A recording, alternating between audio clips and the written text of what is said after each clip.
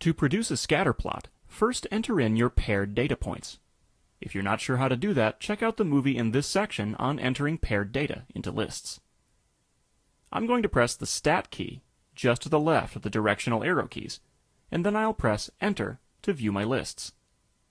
Here you can see that I have 4 data points: 1, 17, 2, 26, 3, 42, and 4, 57.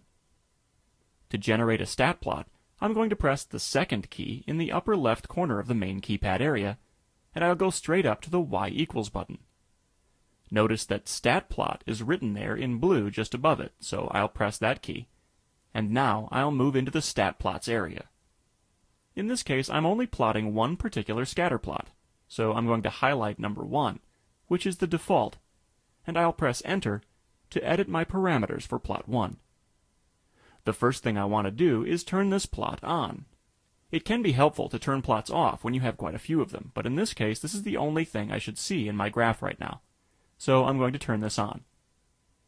Next, I'll use the down directional arrow key to choose the type of plot I want.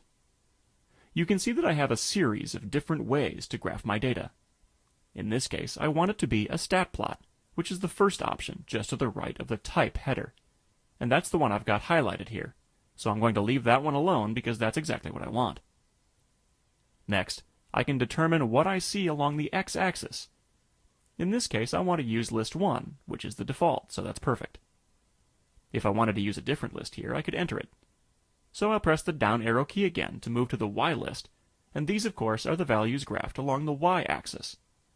This also is the default L2, and that is the list I want to use, so I'll leave that as the default.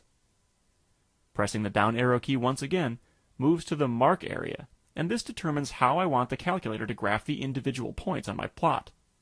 So if I want it to be a square point, I could use the default. I can press the right arrow key to get the crosshairs, and that's the one I'm going to use, so I'll press Enter, and now all of my points will be displayed as crosshairs. Next, I need to make sure that the viewing area in the graph is appropriate to my plot, so I'm going to press the Zoom key in the center of the graph keypad area. I'll find the Zoom Stat option and choose that one.